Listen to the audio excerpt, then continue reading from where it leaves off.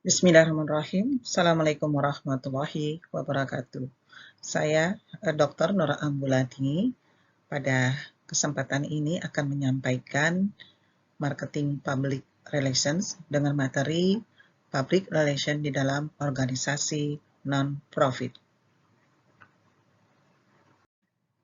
Peran PR sendiri di dalam kegiatan NGO atau LSM sebagai lembaga non-profit itu tentunya adalah salah satunya untuk sebagai menjalankan fungsi manajemen untuk melihat bagaimana sih sikap publik gitu ya terhadap lembaga mereka gitu di dalam untuk menyampaikan atau melaksanakan program-program kerja ya yang tentunya yang direncanakan gitu ya untuk meraih sebuah pengertian atau dukungan dari publik terhadap kegiatan lembaga mereka.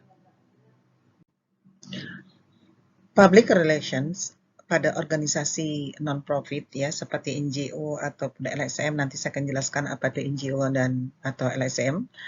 Tujuannya adalah untuk memberikan informasi tentang tujuan-tujuan organisasi dan pelayanan apa saja yang disediakan ya. Kemudian juga untuk membangun satu kepercayaan ya dan kebaikan, kejujuran, pengabdian ya kepada masyarakat atau kepada publik.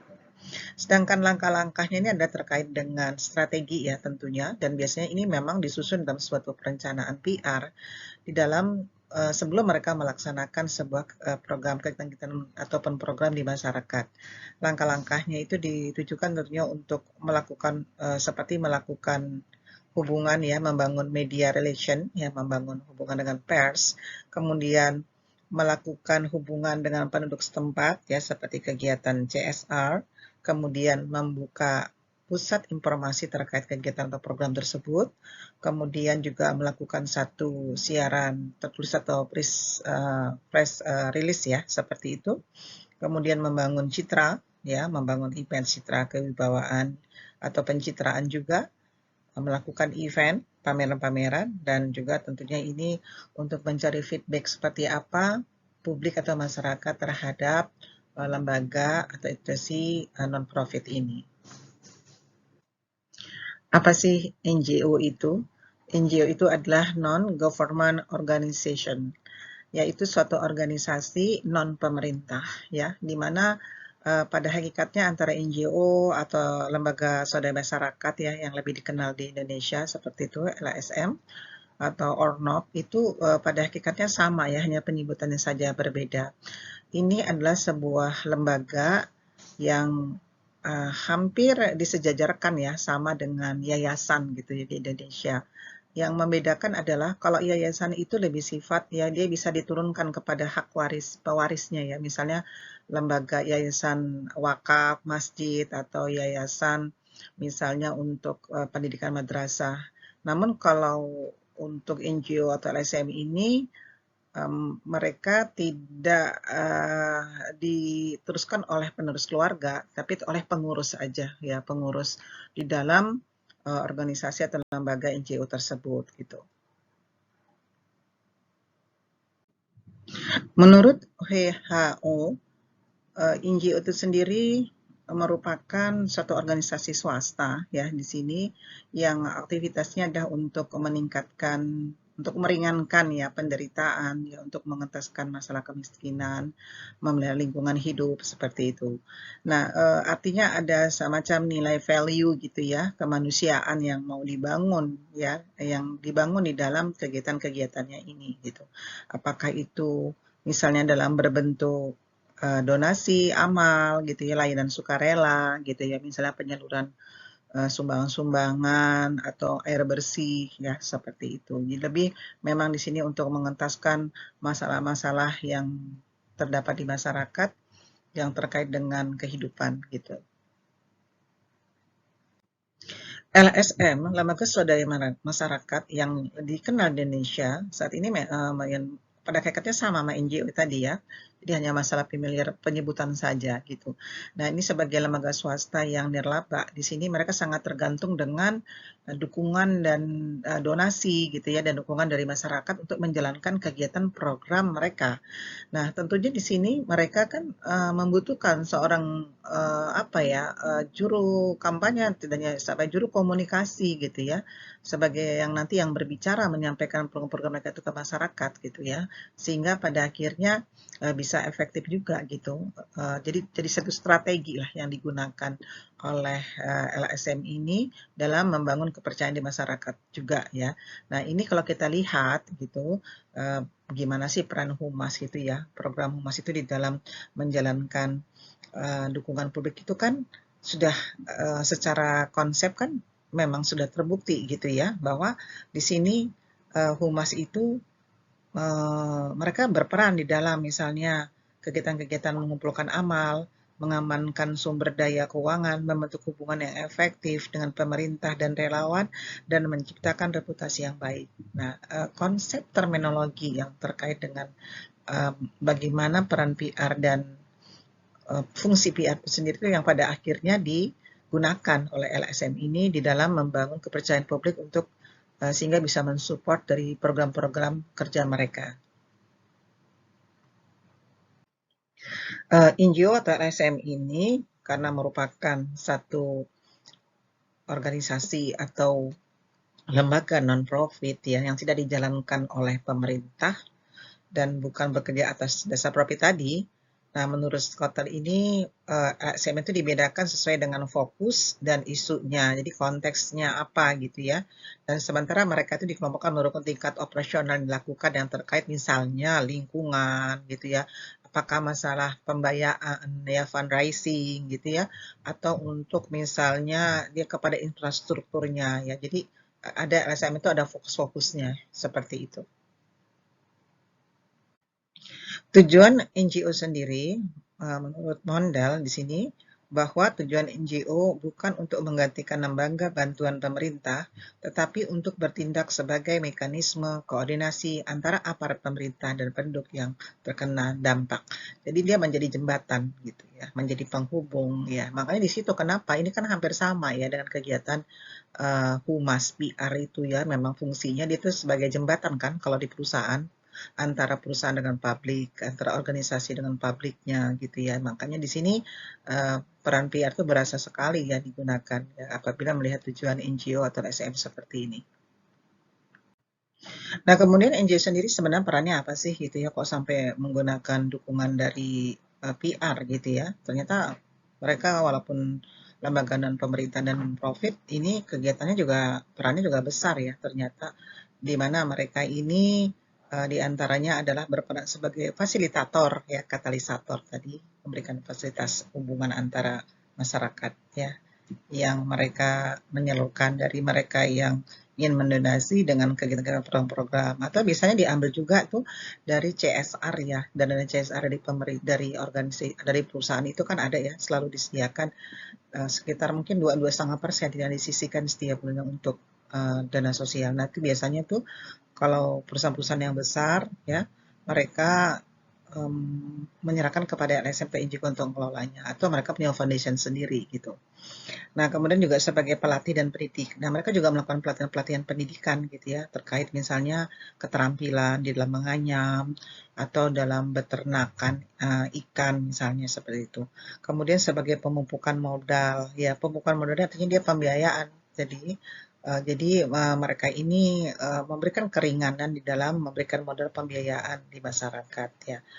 Kemudian penyelenggaraan proyek-proyek stimulan ya, kemudian sebagai agent advocacy, kemudian juga sebagai lembaga penggerak peran serta masyarakat ya. Jadi intinya mereka ini benar-benar satu lembaga yang ingin memberikan kenyamanan gitu ya, memberikan bantuan untuk mengentaskan permasalahan, kesulitan, penderitaan di masyarakat ya, terkait beberapa aspek-aspek tentunya gitu, dan disesuaikan dari itu setiap LSM atau NGO itu mereka berfokus gitu ya kepada bidang-bidang ini mana yang mereka tangani.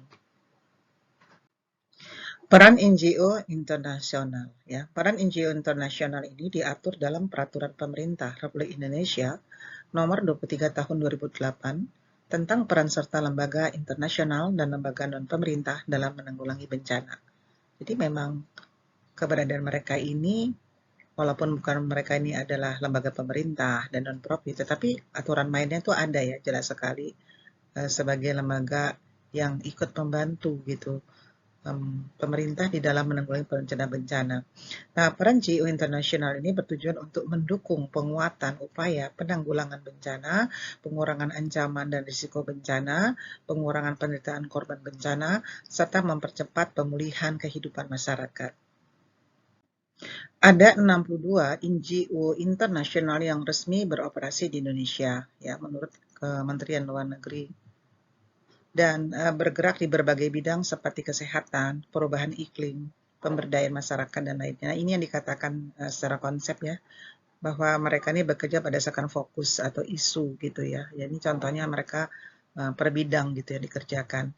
Nah, keberadaan NGO ini sendiri di Indonesia memang diharapkan oleh pemerintah itu berkontribusi gitu ya dalam pembangunan pasca bencana, kemudian partner pemerintah dalam percepatan pemulihan masyarakat, baik yang bersifat fisik maupun non-fisik, misalnya bencana alam, kemarin tsunami ya, ataupun misalnya yang terkait bencana-bencana yang lain yang terjadi di daerah, gempa ya, kemudian juga kemarin yang COVID ya, itu juga banyak gitu ya dari NGO internasional juga ikut membantu menjadi partner pemerintah itu untuk mengatasi masalah yang ada di masyarakat kita. Ini adalah contoh kegiatan NGO internasional yang terkait bencana ya.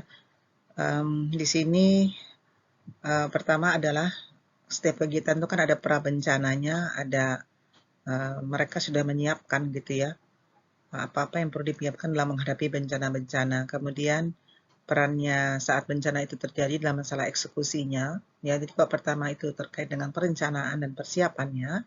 Yang keduanya adalah pada saat eksekusi pas bencana itu sendiri dihadapi dan pasca bencana. Nah, kalau yang pertama ini biasanya yang dilakukan adalah melakukan pelatihan dan pengembangan kapasitas staff. Jadi SDM mereka itu dilatih gitu ya. Dan ini bagian dari juga peran PR di sini masuk ya. Ya, baik yang lokal maupun internasional, mengatur saluran informasi ke wilayah bencana. Ya.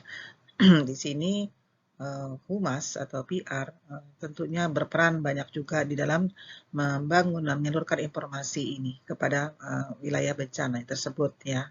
Jadi ada yang job yang sendiri ini siapa yang nanggulangi, nanti ada one stop service informasi ya. Jadi ada semacam ada satu posko bencana yang informasinya itu dikelola oleh siapa yang bertanggung jawab. Dan di sini biasanya PR gitu. Kemudian, oh ya, contohnya juga seperti ini ya, kasus misalnya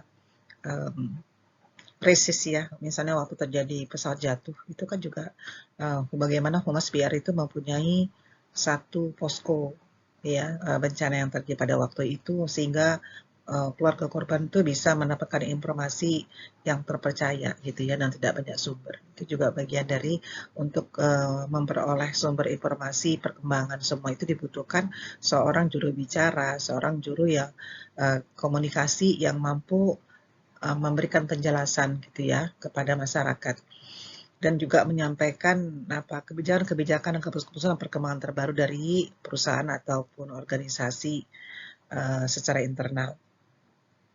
Kemudian masalah advokasi dan perencanaan, kemudian kontak rutin dengan elemen terkait ya. Jadi itu juga jauh hari sebelum terjadi bencana itu yang sudah disiapkan gitu. Kemudian saat bencana terjadi, yang pertama adalah mengaktifkan saluran penyabaran peringatan untuk mencapai kelompok sasaran. Ya, kemudian membantu memblokir administrasi untuk penyebaran peringatan secara luas. Ketiga, penyelamatan segera dan pertolongan pertama, termasuk bantuan psikologis, pasokan makanan, air, obat-obatan, dan bahan kebutuhan mendesak lainnya, memastikan sanitasi dan kebersihan, dan penilaian kerusakan. Ya, ini saya jadi ingat kegiatan BMPD ya. Di kakak saya itu kebenaran juga salah seorang pejabat di BMPD dalam suatu kota gitu, yang mana waktu itu menangani masalah kebencanaan terkait gempa ya, gempa. Kemudian juga terkait seperti puting beliung gitu ya waktu itu. Nah, ini memang Dari perencanaan seperti logistik segala itu tuh sudah ada SOP-nya gitu, aturan-aturannya pada saat eksekusi apa pertama yang dilakukan, apa yang disiapkan, bagaimana informasi ini juga terkendali gitu ya, dikendalikan gitu ya. Kemudian bagaimana sehingga sampai mengevakuasi dan memberikan pada saat itu mengatasi hal yang urgent yang harus dilakukan dan menghubungi pihak-pihak siapa saja yang terkait ya, misalnya dari kepolisian, dari Palang Merah, kemudian dari pemadam kebakaran ya semua itu terkoordinasi gitu yang direncanakan sebelum terjadinya bencana itu gitu. Nah, ketika sudah selesai itu ya pasca bencana itu juga masih dilakukan ya seperti bantuan teknik dan material ya seperti terjadi angin puting beliung yang terjadi ya di daerah waktu itu di itu daerah lah saya katakan ya di Jawa Timur. Nah itu setelah pasca terjadinya angin puting beliung yang menghancurkan beberapa rumah itu adanya bantuan setiap rumah tuh mendapatkan 50 juta ya untuk memperbaikan rumah mereka yang hancur gitu ya. Kemudian bantuan dalam mencari bantuan keuangan termasuk yang menghubungkan antara donasi dari siapa orang-orang di masyarakat perusahaan-perusahaan yang ingin mendonasi mereka menyalurkan ya dan melakukan pemantauan. Nah inilah berasa sekali bahwa PR itu nggak hanya PR ya tentunya dalam keadaan yang bencana seperti ini semua pihak tuh terlibat gitu. Nah karena ini konteksnya dari hubungan dan PR ya PR di sini sesuai fungsinya adalah bagaimana tadi disebutkan mereka berperan besar juga di dalam menghubungkan kepentingan dari dalam ke masyarakat. Dengan melihat contoh NGO tadi ya yang sebelumnya, nah, di sini secara konsep saya bawa kembali saya tarik ke dalam konsep bahwa praktik humas di dalam organisasi nirlaba atau organisasi non-profit itu di sini tentunya menjadi faktor pendorong gitu ya dan penarik publik dalam pelaksanaan program-program yang dilakukan oleh sebuah organisasi nirlaba atau non-profit. Sebagaimana saya mengutip dari Kultib dan Center dan Prum bahwa praktik humas dalam organisasi nirlaba seperti LSM adalah mengintegrasikan humas dengan bidang marketing, ya, kemudian dengan pimpinan, stakeholder lah seperti itu ya, meningkatkan standar kualitas humas profesional, merekrut karyawan dan mencari sumbangan kemitraan strategis yang menghubungkan lembaga dengan mitra pendonor dan memaksimalkan penggunaan teknologi dalam memperluas jangkauan komunikasi. Peran strategis humas dalam organisasi non-profit antara lain adalah satu, akuntabilitas, kedua adalah komunikasi, yang ketiga adalah penjangkauan masyarakat, yang keempat adalah penggalangan dana, dan kelima adalah perencanaan strategis. Sebenarnya perencanaan strategisnya yang paling utama ya, yang di awal gitu. Tapi oke, kita jelaskan berikut dari peran-peran ini apa saja dan bagaimana. Peran strategis humas dalam organisasi nirlaba atau non-profit tadi dikatakan adalah aspek akuntabilitas ya. Jadi di sini akuntabilitas ini adalah sebagai satu bentuk transparansi informasi yang terkait pemantauan organisasi dalam hal laporan keuangan dan laporan evaluasi program organisasi ya. Jadi memang harus dilapor. Jangan sampai terjadi banyak ada kasus ya yang besar kemarin sempat viral gitu di mana ada satu lembaga seperti ini ya, nirlaba, dia mengumpulkan sumbangan dari masyarakat untuk kepentingan ke masyarakat yang lain dan nilainya ada triliun. Tapi kemudian digunakan ada kepentingan pribadi ya gitu ya dari si pengurusnya gitu ya yang pada akhirnya itu mencuri keluar dan sempat bermasalah dan akhirnya berurusan dengan masalah hukum. Ya ini masalah transparansi ini penting ya. Seharusnya semua apa saja lembaga-lembaga yang menerima sumbangan dari masyarakat tuh harus jelas berapa jumlahnya, nggak hanya totalitas. Dan kemudian kemana penggunaannya pun harus jelas ya, karena pertanggungjawaban dari uang masyarakat itu bukan lantas masyarakat itu memberikan sumbangan, bersedekah, dan seenaknya pengurus itu menggunakan suka-suka mereka untuk apa ya. Sehingga ya memang pengurus tuh berhak ya, ada yang namanya, kalaupun dalam zakat aja tuh ada namanya amil ya, amil zakat tuh artinya mereka berhak mendapat bagian sebagai pelaksana pembagian zakat misalnya. Tetapi kan nggak ada aturan mainnya itu ada persentasenya ya, ada batasan-batasannya yang ditentukan. Jadi bukan seenaknya menggunakan uang tuh untuk keperluan pribadi dan menumpuk kekayaan pribadi. Kemudian kedua adalah aspek komunikasi yang berkaitan dengan mempersuasi publik untuk menarik minat dalam proses penggalangan dana program dan advokasi. Nah, di sini PR ya sebagai kegiatan juga ini adalah marketing komunikasi ya, komunikasi pemasaran gitu ya.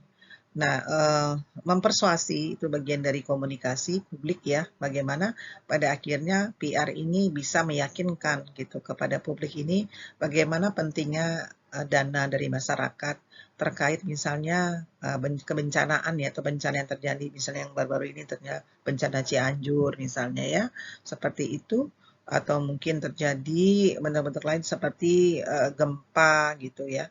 Nah, program dan advokasi ini tentunya semua harus dirancang sedemikian rupa dan dapat disampaikan dan dimediasi oleh PR ke masyarakat agar dapat terpercaya ya dan mereka didapat dukungan gitu oleh publik.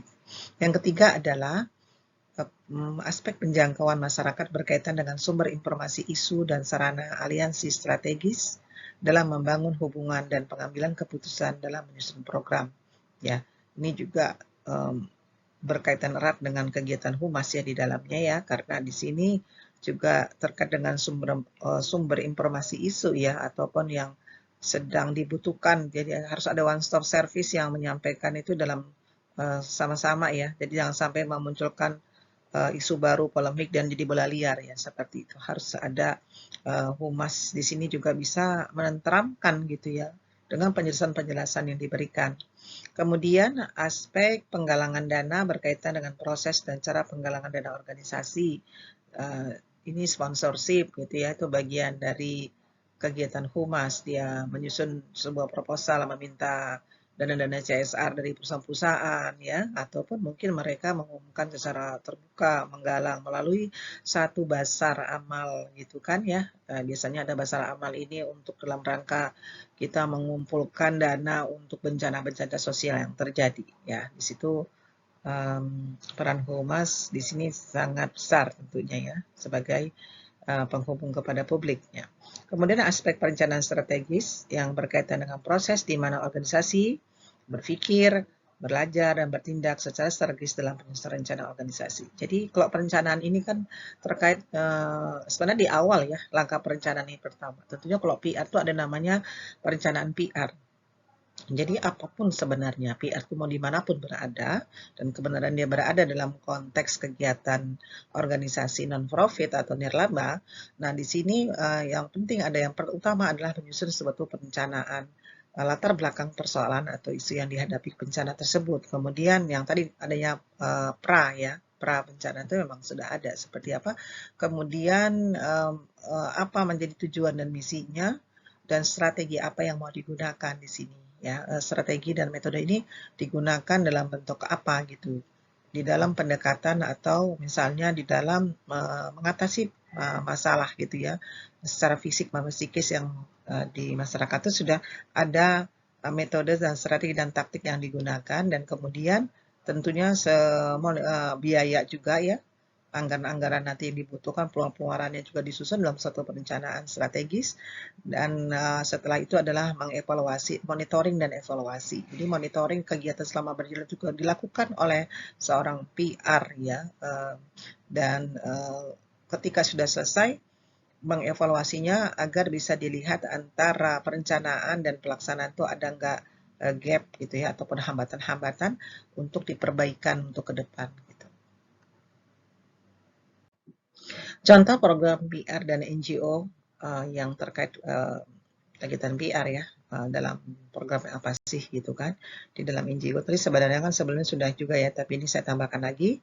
Pertama adalah memfasilitasi komunikasi. Di sini NGO dapat berperan sebagai penyambung lidah ya, baik itu dari pemerintah ke masyarakat ataupun sebaliknya. Jadi NGO melalui si PR tadi. Kemudian komunikasi pemerintah ke masyarakat meliputi pemberian informasi yang terkait dengan rencana dan juga proyek pemerintah. Jadi di sini ada komunikasi gitu ya yang bersama gitu yang tentunya ada masukan dari pihak NGO sendiri dan kemudian pemerintah sendiri di sini memberikan wadah dan ruang kepada NGO melalui program-programnya ya, dan tentunya PR bisa melakukan tugasnya untuk menyampaikan informasi. Kemudian komunikasi dari masyarakat ke pemerintah meliputi pemberian informasi yang terkait dengan apa yang masyarakat rasakan, pikirkan, serta lakukan. Nah, NGO juga memberikan informasi dengan membentuk jaringan organisasi lainnya yang bergerak di bidang yang sama. Jadi fasilitasi atau fasilitator komunikasi ini bagian dari tugas PR ya di dalam program NGO ini. Kemudian monitoring dan evaluasi. Tadi saya sampaikan bahwa dalam perencanaan itu kan ada monitoring dan evaluasi ya untuk melihat bagaimana pelaksanaannya di sini. Ya.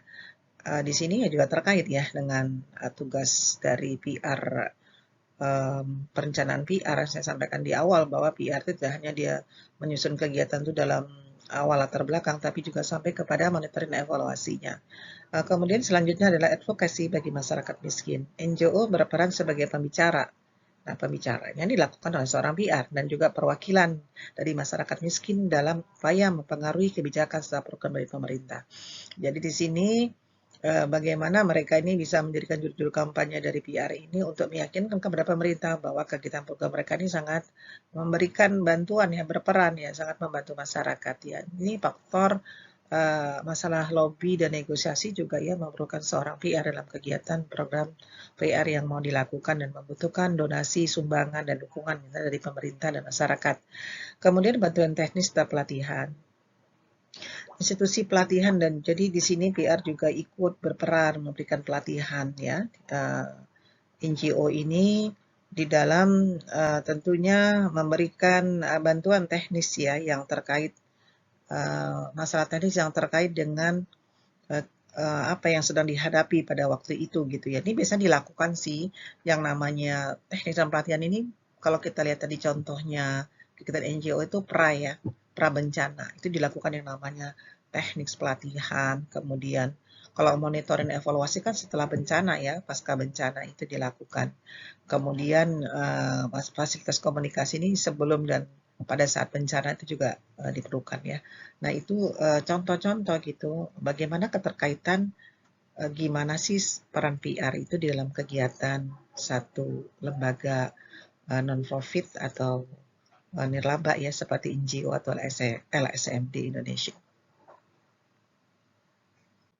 Baiklah, demikian yang bisa saya sampaikan terkait dengan PR ya, kegiatan public relation yang terkait dengan organisasi atau lembaga non-profit ataupun nirlaba. Lebih dan kurangnya saya mohon maaf. Terima kasih atas perhatiannya. Wassalamualaikum warahmatullahi wabarakatuh.